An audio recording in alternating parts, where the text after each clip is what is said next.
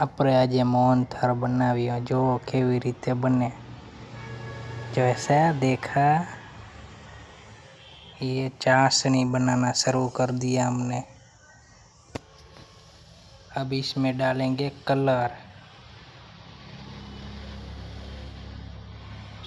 आ गया कलर हमारा। अब ये इसका लोट डालेंगे अंदर। ये बन गया लोट डाल के। આમાં તો મૂકવો પડે ને। A few moments later. માં નખાવી દીધો આપણે। જો નાખી જો ભાઈ તમે। હવે હરખું નેવલ કરાવી દીધું। થોડોક મસાલો તો નાખવો પડે ને માથે। Thank you for watching.